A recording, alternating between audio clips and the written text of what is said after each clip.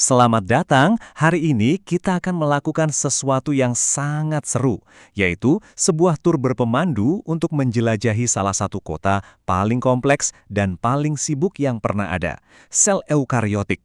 Jadi, ayo kita langsung mulai perjalanannya. Oke, tapi pertanyaannya sekarang, gimana caranya kita menjelajahi sebuah kota yang ukurannya super kecil, yang bahkan nggak kelihatan oleh mata kita? Tentu saja, sebelum tur ini bisa dimulai, kita butuh peralatan yang pas untuk masuk ke dunia mikroskopis ini. Jadi, pemberhentian pertama kita persenjataan. Kita akan kenalan dulu dengan instrumen luar biasa yang membuat seluruh perjalanan ini jadi mungkin. Apa itu? Tentu saja, mikroskop. Jadi para ahli biologi itu ibaratnya punya kacamata super yang beda-beda. Ada mikroskop cahaya yang bikin kita bisa ngintip sel-sel hidup yang lagi bergerak dan beraktivitas. Tapi kalau kita mau lihat detailnya sampai ke dalam-dalamnya, kita butuh mikroskop elektron. Nah, TIM ini kayak membelah sel tipis-tipis buat nunjukin struktur internalnya, sementara SEM itu tugasnya memindai permukaan sel untuk kasih kita gambar 3D yang luar biasa detail.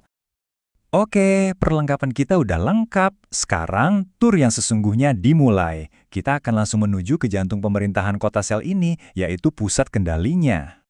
Dan inilah dia, nukleus. Anggap aja ini balai kotanya sel. Di dalam sini, semua cetak biru genetik, yaitu DNA, disimpan dengan super aman dan terorganisir rapi dalam kromosom. Semua perintah, semua keputusan penting di dalam sel, semuanya berawal dari sini. Terus gimana caranya perintah dari dalam berangkas super aman ini bisa sampai ke para pekerja di luar? Nah, ini dia prosesnya yang jenius. DNA itu nggak keluar langsung, tapi instruksinya disalin dulu jadi semacam pesan singkat, yaitu mRNA. Pesan inilah yang kemudian keluar lewat pintu-pintu khusus di nukleus untuk dikirim ke lantai pabrik. Nah, di lantai pabrik inilah kita ketemu sama para pekerja super sibuk, ribosom. Mereka ini kayak mesin perakit 3D super canggih. Ribosom membaca pesan dari mRNA tadi dan boom, langsung membangun protein sesuai instruksi. Protein inilah yang nantinya jadi pekerja sesungguhnya di dalam sel. Oke, dari pusat pemerintahan, kita sekarang pindah ke kawasan industri dan logistik kota. Selamat datang di sistem endomembran, sebuah jaringan yang nggak pernah berhenti bekerja. Di sini ada pembagian tugas yang keren banget di dalam retikulum endoplasma, atau kita sebut aja RE. Ada RE halus, yang jagoannya bikin lemak atau lipid dan juga menetralisir racun. Terus ada saudaranya, RE kasar. Kenapa kasar? Karena permukaannya itu ditempeli banyak banget ribosom. Nah, tugas utamanya adalah memproduksi dan memodifikasi protein yang siap untuk diekspor. Eits, tapi tunggu dulu. Protein dan lipid dari RE tadi itu ibaratnya barang setengah jadi. Mereka harus di-packing dan di-finishing dulu. Di mana? Nah, disinilah tujuan kita selanjutnya, aparatus Golgi. Ini dia kantor pos sekaligus pusat kontrol kualitas milik sel. Prosesnya rapi banget loh. Paket-paket dari ER masuk lewat satu sisi yang namanya sisi CIS. Di dalam Golgi, paket ini diproses lebih lanjut, disortir, bahkan dikasih label alamat atau kode pos kimia. Kalau udah beres, paket-paket yang udah jadi ini dikirim keluar dari sisi seberangnya, sisi trans, dalam kantong-kantong kecil yang namanya vesicle. Namanya juga kota yang sibuk, pasti ada sampahnya kan? Nah, sel juga punya tim kebersihan dan daur ulang yang super efisien, lisosom. Ini adalah kantung-kantung kecil yang isinya enzim pencernaan super kuat.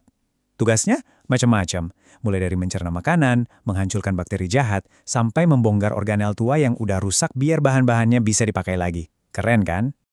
Oke, semua aktivitas di kota ini butuh energi kan? Nggak mungkin bisa jalan tanpa listrik. Jadi sekarang kita akan mengunjungi pembangkit tenaganya, mitokondria, dan kloroplas. Ternyata ada dua jenis pembangkit listrik utama, tergantung jenis selnya. Hampir semua sel eukariotik punya mitokondria. Ini ibaratnya mesin yang membakar gula dari makanan untuk menghasilkan ATP, yaitu mata uang energi sel. Nah, khusus untuk sel tumbuhan dan alga, ada satu lagi yang super spesial, kloroplas. Ini adalah panel surya mini yang bisa menangkap energi matahari dan mengubahnya jadi makanan. Luar biasa ya? Dan ini bagian yang paling bikin saya takjub. Ada teori kuat yang bilang kalau pembangkit-pembangkit listrik ini dulunya bukan bagian dari sel. Yap, menurut teori endosimbion, miliaran tahun lalu, mitokondria dan kloroplas itu adalah bakteri purba yang hidup sendiri. Entah bagaimana, mereka ditelan oleh sel yang lebih besar, tapi bukannya dicerna, mereka malah hidup bareng dan saling menguntungkan. Akhirnya, mereka jadi bagian permanen dari sel inang itu. Benar-benar menakjubkan. Baiklah, kita sampai di pemberhentian terakhir tur kita hari ini. Setiap kota butuh jalan, jembatan, dan kerangka bangunan kan? Nah, di sel, semua itu disebut sitoskeleton. Ini dia sitoskeleton. Tapi jangan bayangkan ini kayak kerangka tulang kita yang kaku ya. Justru sebaliknya, ini adalah jaringan serat protein yang super dinamis. Dia bisa dibongkar pasang dengan cepat loh.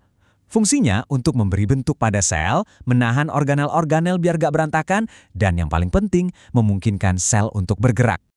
Sitoskeleton ini sendiri terdiri dari 3 jenis kabel utama. Ada mikrotubulus, ini yang paling tebal, ibaratnya jalan tol atau pilar penyangga utama sel. Lalu ada mikrofilamen yang lebih tipis dan fleksibel, fungsinya mirip otot kita, bikin sel bisa kontraksi dan bergerak merayap. Terakhir, ada filamen intermediate, yang perannya seperti tali baja yang super kuat, tugasnya memberikan kekuatan mekanis dan menahan semuanya pada tempatnya. Nah, kalau mikrotubulus itu jalan tolnya, terus gimana cara truk-truk pengangkut barangnya bergerak? Disinilah peran protein motor. Coba bayangkan, ini adalah protein super kecil yang benar-benar berjalan di sepanjang sitoskeleton sambil mengendong kargo, seperti organel atau vesikel. Mereka menggunakan energi ATP sebagai bahan bakarnya. Ini adalah sistem logistik internal sel yang super canggih. Tur kita sudah hampir selesai, dan kalau kita lihat lagi, ada satu hal yang jadi sangat jelas.